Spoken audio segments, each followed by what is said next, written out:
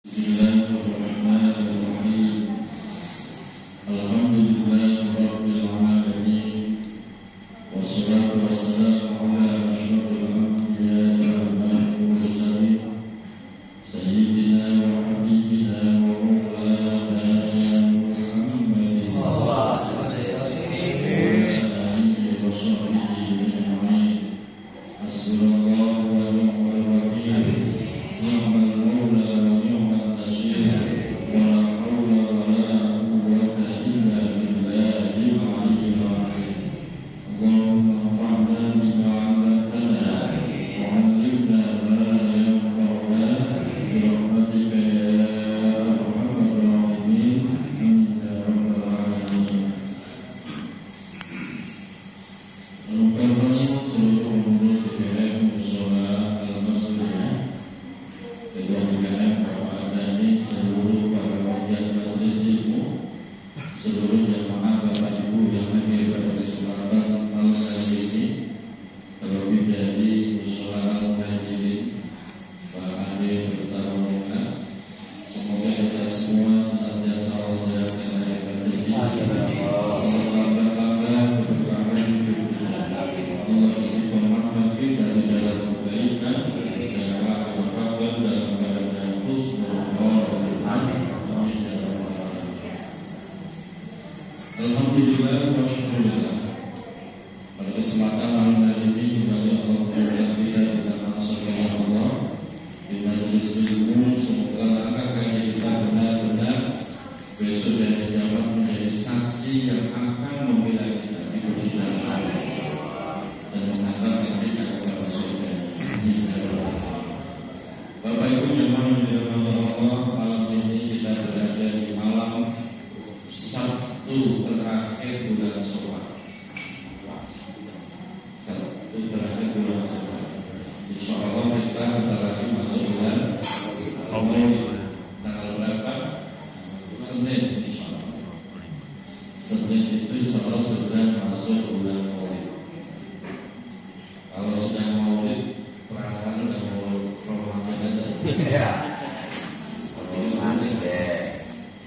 Semoga Allah yang memudahkan. Bapak Ibu jemaah yang dirahmati Allah, melanjutkan kajian nasional ibadah. Pada pertemuan yang lalu kita masih pada bab utusani, yaitu bab yang mana setiap makolah itu berisi 9 nasihat. Kemarin kita masih pada makalah yang kedua, dan kita belum selesai di makalah kedua membahas tentang tanda-tanda seseorang dalam mencintai atau beribadah kepada Allah Subhanahu wa Ta'ala. Maka kita bahas bahwa cara hamba menyembah Allah itu ada 3 cara. Yang pertama, karena dasarnya adalah roja, berharap. Dia beribadah karena mengharapkan sesuatu kepada Allah.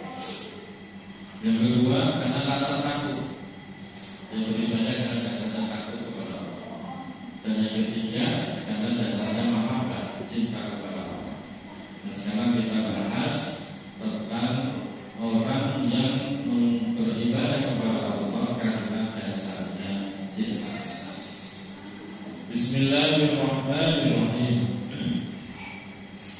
Walis salisi, bagi kelompok ketiga, yaitu orang yang beribadah kepada Allah ala sabilil hubbi, karena dasarnya cinta. Salasu alamatin itu memiliki 3 tanda. Ditanda orang ini ibadah kepada Allah dasarnya cinta, takut, berharap. Itu kelihatan sekali. Orang yang beribadah kepada Allah karena dasarnya cinta, ada 3 tanda yang khas. Awaluha, yang pertama adalah tandanya yu'ti ma yuhibbu. Yang pertama, yaitu mereka rela memberikan sesuatu yang mereka cintai. Rela memberikan sesuatu di jalan Allah atas sesuatu yang mereka cintai. Jadi umpamanya sedekah nggak sekedar sedekah, dia pilih yang terbaik, yang mana secara pribadi mestinya masih selamat. Cuma karena ini urusannya dengan Allah, dia relakan begitu saja. Kira-kira kita udah di level ini belum? Udah belum? Jauh ya? Jauh kemana-mana. Kita kalau sedekah nih, Bu, Pak, buka dompet ada warna merah, warna biru, terakhir warna abu-abu, coklat abu-abu. Kira-kira sedekah kan warna apa? Kenapa warna merah? Oh, sayang.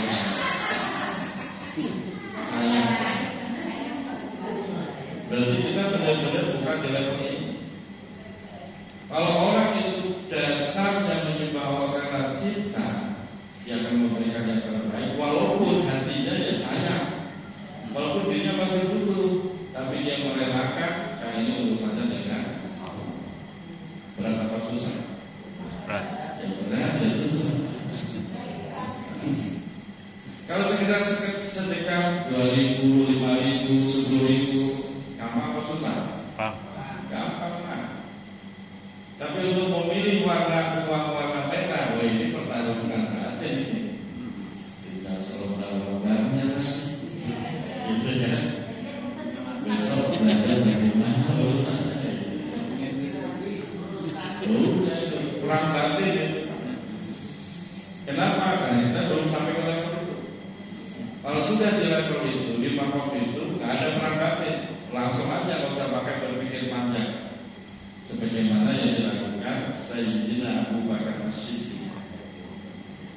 Sayyidina Abu Bakar As-Siddiq itu kelompok orang tua laki-laki, kelompok dewasa laki-laki yang pertama kali masuk Islam.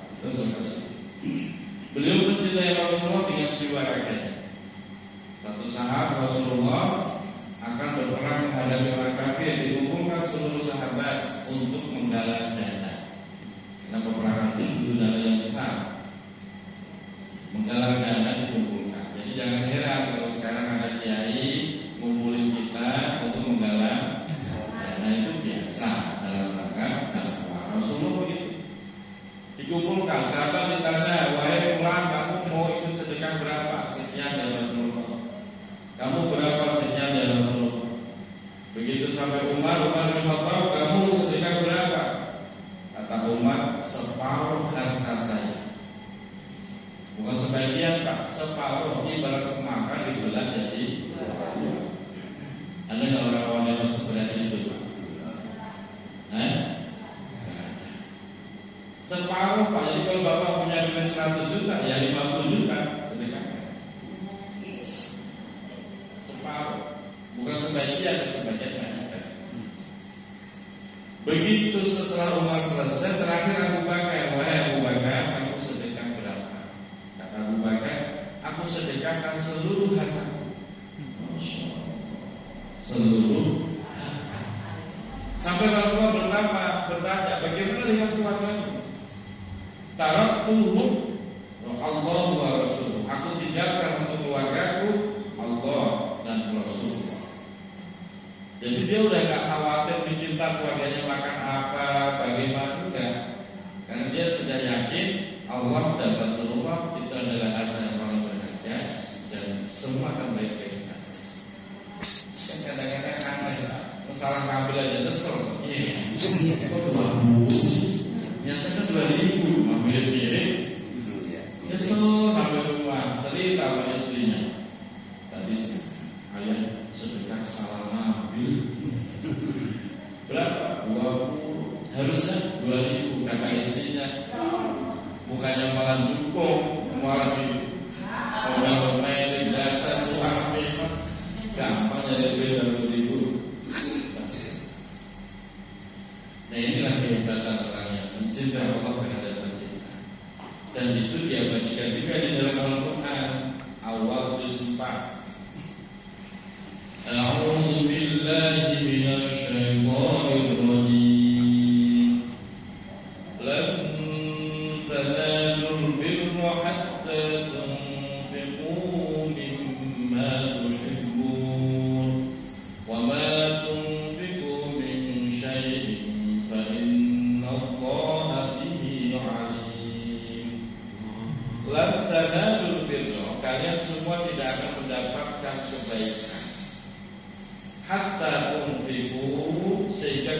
mampu berinfak. Berinfak dengan apa? Ma tuhibbun. Berinfak dengan sesuatu yang kalian cintai. Jelas. Kalau infak dengan sesuatu yang kita memang udah nggak suka, enteng itu mah, makanya nggak ada nilai pahalanya. Umpamanya ada kecil banget pahalanya. Sedekah baju, memang bajunya itu udah bagus, udah lama nggak pernah dipakai. Coba kalau sedekah baju masih gres, masih seneng banget. Ini kan susah. Itu keimanan orang yang mencintai Allah. Nah, kita harusnya berusaha untuk meningkatkan level kita, keimanan kita. Jangan berhenti di titik itu, terus meningkat. Karena semakin hebat kecintaan kita kepada Allah, semakin hebat pula anugerah yang Allah berikan. Jadi artinya jangan pernah khawatir, apapun yang kita berikan di Allah karena dasar cinta, pasti dan insya Allah pasti diganti oleh Allah. Percaya kan? Berani yang ngamalinya. Yang ngamalinya bukan. Percaya perlu ngamalin. Jangankan tinggal selembar, Mas tinggal ada 10 lembar merah semua tetap dia nyari yang recehan. Ada recehan nggak? Ini ratusan semua nih. Emang sedekah nggak boleh ratusan? Iya. Masih boleh aja pada 10 lembar masih nyari recehan. Cari recehan nih buat sedekah. Biasanya ratusan semua itu kan ngeremehin banget Pak. Bahasa begitu tuh ngeremehin sedekah. Dia pikir sedekah itu harus recehan. Orang seperti itu jelas Pak, nggak punya keyakinan kepada Allah. Nah, makanya latih. Ya lumayan kan dari budiman itu latih. Yang kedua,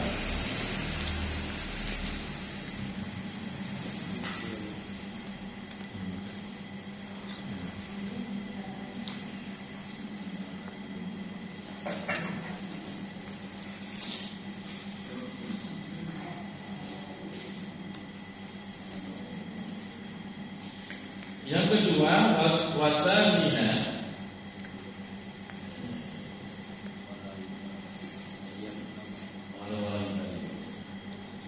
wala yubali ba'da ayyam dia rabbuhu. Lanjutannya, orang tersebut tidak peduli dengan apapun ba'da ayyam dia rabbuhu, setelah dia mendapatkan ridhonya Allah. Jadi dikejar itu cintanya Allah, ridhonya Allah. Dia nggak peduli entah rugi, entah malah kekurangan, udah nggak ada kekhawatiran apapun. Pokoknya dia siap berinfak di jalan Allah demi mendapatkan ridhonya Allah, apapun taruhannya. Dan ini susah sekali. Maka tokoh dalam ibadah seperti ini, ulama sufi, itu salah satunya adalah tokoh sufi Rabi'ah al-Adawiyah. Pernah dengar apa belum Pak? Rabi'ah al-Adawiyah ini tokoh sufi, seorang wanita yang luar biasa. Jadi dia itu benar-benar mencintai Allah, dasarnya cinta. Beribadah kepada Allah dasarnya cinta. Sampai akhirnya dia nggak nikah. Padahal dia wanita yang cantik, yang cerdas, yang nikah. Karena setiap kali ada yang melamar dirinya, pertanyaannya cuma satu. Ketika nanti kita nikah menjadi suami istri, kamu siap, kamu sanggup menghantarkan saya mendapatkan ridhonya Allah? Suaminya langsung kaget, mundur Pak. Aku duluan saja. Jadi jangan sampai kamu jadi suamiku malah mengganggu ibadahku. Udah diancam aja begitu. Mundur semua. Beliau itu kuat gak tidur berhari-hari demi menjaga cintanya kepada Allah. Dikasih sakit, bukannya innalillah, malah alhamdulillah. beda dengan kita kan. Kita disakit-sakit ngeluhnya karena karuan. Duit masih 10 lembar, hilang selembar. Ya, stres apa tetap biasa aja? Stres, jadi pikirin yang hilang, yang utuh nggak dipikirin. Padahal yang hilang cuma selembar. Kenapa nggak pikirin yang 9 itu tadi? Yang dipikirin selembar yang hilang. Seminggu itu stresnya hilang. Ini rupiah lagi. Yang berikutnya,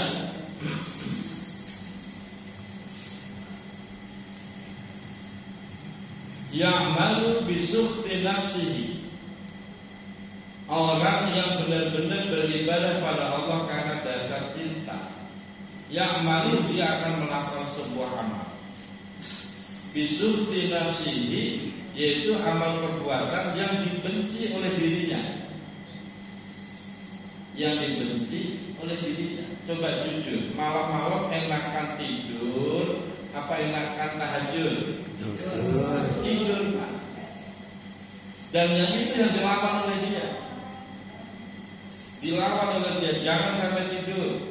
Bangun walaupun dingin, dia wudu, dia tahajud. Dia paksa diri. Pulang kerja capek kan? Enakan duduk di rumah apa ngaji? Enakan duduk di rumah. Tapi dia memilih untuk tidak duduk, biarin capek, dipaksa tetap ngaji ke musola. Itu namanya orang yang cinta kepada Allah. Akhirnya bapak pulang kerja capek, baru nyampe, capek. Tapi dia paksa udah. Padahal kan enakan di rumah kan, nyantai, duduk, ngopi, ya, terus. Ini orang yang benar-benar cinta kepada Allah. Dia berani memaksa dirinya untuk melakukan hal-hal yang dicintai. Puasa rajin, walaupun sebenarnya godanya besar. Ada yang hajatan, makan enak, yang memilih saya puasa. Dia paksa dirinya. Ini yang luar biasa. Yang ketiga, wala yahtamu bihi, wala yahtamu, dan dia tidak berhenti bihi dengan amal tersebut. Ba'da ayyar dia rabbuhu, walaupun Allah sudah meridhoinya. Tetap terus, walaupun Allah sudah meridhoinya sekalipun dia tetap kerjakan terus. Karena dasarnya cinta. Beda dengan orang yang dasarnya mencintai Allah karena sebuah harapan. Bapak harapannya apa? Dia dapat pahala. Begitu dapat pahala, selesai dia nggak kerjakan lagi. Kalau udah berhasil. Kenapa kamu rajin baca surah Al-Waqiah, surah Duha rajin? Biar rezekinya diluaskan Allah. Begitu rezekinya diluaskan Allah, surah Duhanya selesai, Waqiahnya selesai. Beda kalau orang dasarnya cinta. Punya sesuatu biar rezekinya diluaskan Allah. Walaupun sudah diluaskan Allah, sudah dikabul, tetap aja dia kerjakan untuk amalnya. Karena dia tidak semata-mata nyari balasan, tapi ingin mendapatkan ridhonya. Orang yang mencintai, dia akan melakukan sesuatu tanpa merasa bosan. Kayak istri bapak nih. Istri bapak tiap pagi bikin sarapan. Betul. Betul. Kenapa itu dilakukan? Karena cinta. Walaupun kadang-kadang bapak ngeselin juga.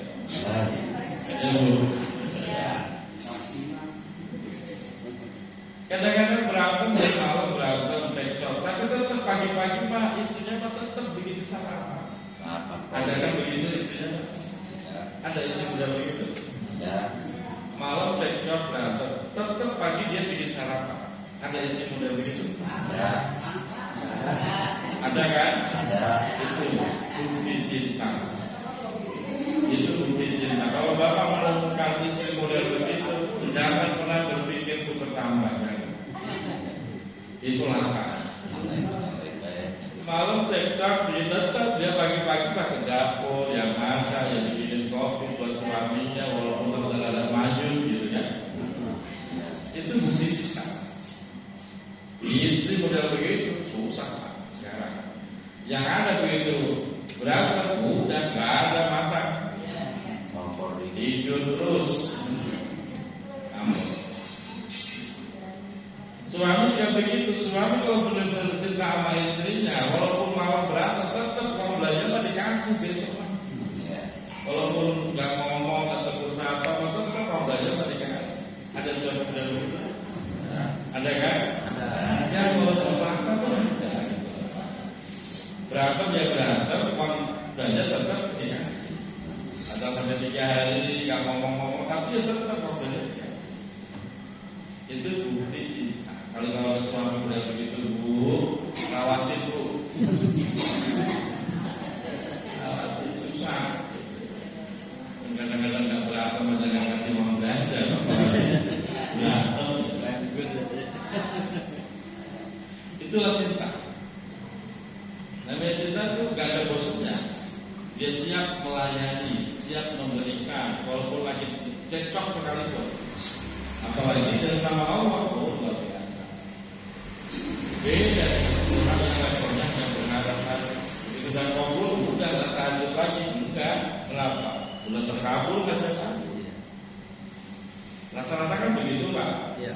Wah beda rajin. Kenapa sih bisa punya hajat? Begitu udah terkabul untuk hajatnya, nggak kelihatan baik tidak. Jelas. Ikut zikran terus kalau punya hajat. Begitu terkabul udah nggak datang, nggak ikut zikir lagi. Dan banyak kasus seperti itu. Nah, kita masih di level yang jauh. Yang ketiga, wasalisuha, yang ketiga, yakunu fi jami'il halati. Yakunu itu si hamba selalu fi jami'il halati, di seluruh tindakannya, di seluruh kondisinya, ma'a sayyidihi, selalu bersama dengan tuannya. Tuannya itu siapa? Allah Subhanahu wa ta'ala. Fi amrihi, baik saat menjalankan perintahnya, wa nahyihi, dan meninggalkan larangannya. Hamba yang benar-benar cinta kepada Allah tidak pernah meninggalkan Allah, walaupun selagi ditimpa musibah sekalipun, tetap dia membesar bersama Allah. Gak ada cerita yang ngambek. Kan ada hamba itu, rajin. Begitu diuji Allah dengan musibah, ngambek. Gak datang-datang ke musola, bahkan gak sholat lagi gara-gara ngambek.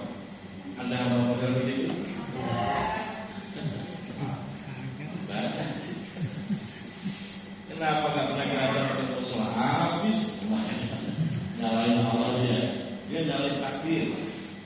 Habis kita udah rajin, udah apa, masih diuji bahwa itu kayaknya sia-sia daripada buat gitu. Beda orang yang dasarnya cinta.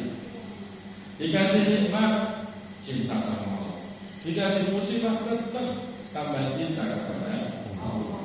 Karena dia sadar betul Pak, ketika Allah membalas cinta kita, itu tidak selalu dalam bentuk nikmat. Bahkan bisa jadi dalam bentuk ujian, musibah. Itu cara Allah mencintai hamba. Jangan heran. Makanya kalau ada orang rajin ibadah, orangnya alim, orangnya sholih, ulama, bahkan dikasih sakit bertahun-tahun. Salah satunya guru saya, Bayi Arwani. Itu ulama hebat, sanad Al-Quran. Itu rata-rata yang nyambungnya ke Bayi Arwani. Allah kasih sakit itu 7 tahun. Apakah terus kita kecap, katanya orang alim kok dikasih sakit? Kalau kita ngomong begitu, berarti kelihatan bodohnya kita. Jadi Allah mencintai hambanya enggak selalu dalam bentuk nikmat. Itu Bayarwan terkenal wali. Allah kasih sakit 7 tahun berbalik. Jadi kalau pas lebaran kita silaturahim itu, kita lewat sampai beliau, kita cuma bisa berdua, beliau senyum sedikit itu kan. Gak ada acara sama karena kondisi beliau dalam 7 tahun. Itu cara Allah menyayangi. Kenapa? Karena sakit itu menjadi kafarah penghapus dosa dan meninggikan derajat. Begitu mati bersih dosa-dosa. Termasuk mertua saya. Mertua saya itu sama menghafal Quran juga. Ya, ada pondok pesantren. Sakit 5 tahun mertua saya. Yang kemarin baru saja meninggal. 5 tahun. Begitu meninggal, subhanallah itu orang takziah luar biasa. Walaupun diguyur hujan, begitu mau diberangkatkan tadi panas. Saya dari sini kan habis subuh, setengah 7 saya dari sini. Gaspol pemuda yang kudus itu. Dari Demak saya lihat, waduh, gelap itu mendung. Padahal tadinya panas, nggak ada mendung. Begitu sampai Demak, gelap. Wah, sampai kudus hujan. Benar. Dan yang panas pas pemberangkatan jenazah turun hujan luar biasa. Tapi anehnya orang tajam yang sebanyak itu nggak ada yang bubar, nggak ada yang bubar. Dia rela itu hujan-hujan. Gotong keranda tuh kita anak mampu nggak kebagian Pak. Bukan orangnya yang jalan, kerandanya yang jalan. Saking banyaknya jamaah udah di estafet aja itu keranda orangnya nggak bisa jalan tuh padat banget. Dari baju kita basah selesai gugur sampai kembali kering Pak. Saya memuji mertua saya karena beliau wafat, sunnah dipuji-puji. Itu luar biasa. Padahal beliau itu nggak pernah kemana-mana. Tapi orang takziah dari mana-mana, dari mana-mana. Ya Jawa Tengah, Jawa Timur, Jawa Barat datang. Itulah artinya cara Allah menyayangi hambanya. Enggak selalu dikasih nikmat. Jadi kalau Bapak tiba-tiba dikasih ujian, lagi rajin-rajinnya ibadah, kok yang datang bukan nikmat tapi ujian, tenang, jangan sampai oleh hati kita. Jangan pernah berpikir negatif. Kok Allah begini balasannya? Jangan. Kadang-kadang kita udah suudzon aja kepada Allah. Tenang aja. Terusin ibadahnya, jangan sampai oleh. Kalau memang kita dikasih umur panjang, pasti ada hikmah besar di dalam itu semua. Kalau nggak ada umur, Bapak mati bersih sudah nggak bawa dosa. Alhamdulillah.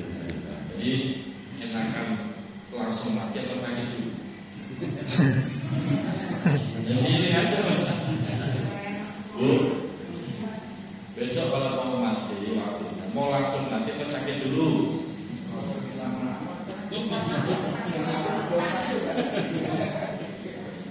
Yang ikhlas, kalau udah saya sakit yang ikhlas. Kalau nggak ikhlas ya nggak berusaha.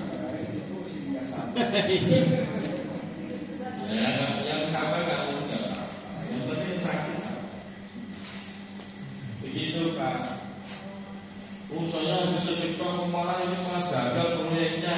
Jangan-jangan semua nggak pekerjaan. Allah itu punya rencana yang lebih indah. Itu dilatih menjadi kita. Kita jadi orang itu selalu bisa terus untuk berbaik sangka pada Allah dan kepada hati. Jangan pernah berburuk sangka. Selesai. Sekarang ganti makalah berikutnya. Makalah nasihat berikutnya yaitu makalah yang ketiga. Ini datangnya dari sahabat Umar. Qala Umar radhiyallahu anhu. Qala telah memberikan nasihat Umar yaitu Sayyidina Umar bin Khattab radhiyallahu anhu. Semoga Allah selalu melindungi. Nasihat Umar untuk kita semua begini. Inna dzurriyyatash syaitani tis'atun. Ini kita wajib tahu nih Pak. Inna dzurriyyatash syaitan. Sesungguhnya keturunan syaitan. Syaitan di sini adalah iblis. Tis'atun itu ada 9. Bapak udah kenal belum? Ibu udah kenal belum? Jangan-jangan kita bagian dari keturunan. Kita kaji nih, kita harus paham. Jangan-jangan kita keturunan iblis. Alhamdulillah. Jadi iblis yang dulu bersama Nabi Adam dan sama-sama dikeluarkan dari surga, nama aslinya itu Azazil. Nama aslinya azaj, dan dia punya 9 keturunan yang terus hidup sampai kiamat, dan dia punya usaha untuk mengganggu manusia. Kita harus kenal namanya, kenal sifatnya, dan kita nggak ketipu oleh godaan. 9 itu siapa? Yang pertama, Zalitun. Ada orang sih namanya Zalitun. Kalau ada Surgati Pak, Surgati itu nama anaknya Iblis.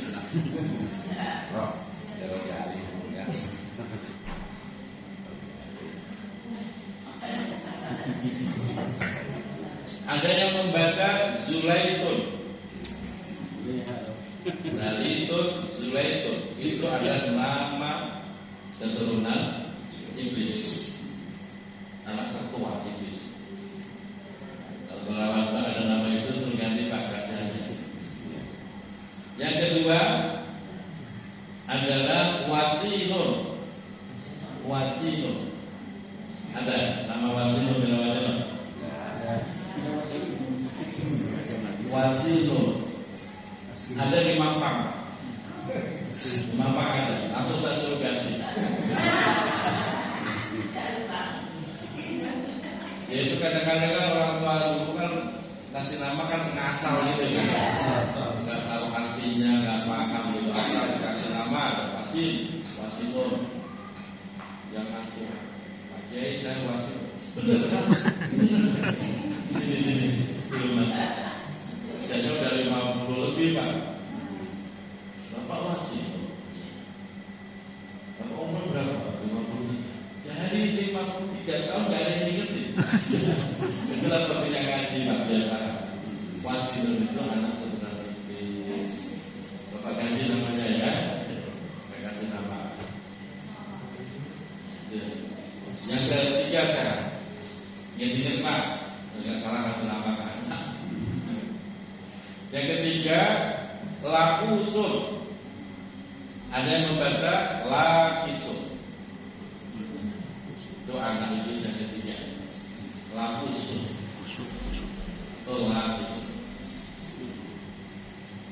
Yang keempat, namanya Masutun. Ada yang baca Musatun. Masutun, Musatun.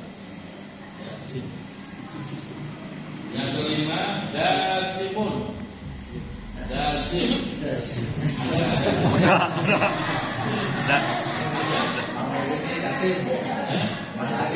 Tapi emat dan pakai emat.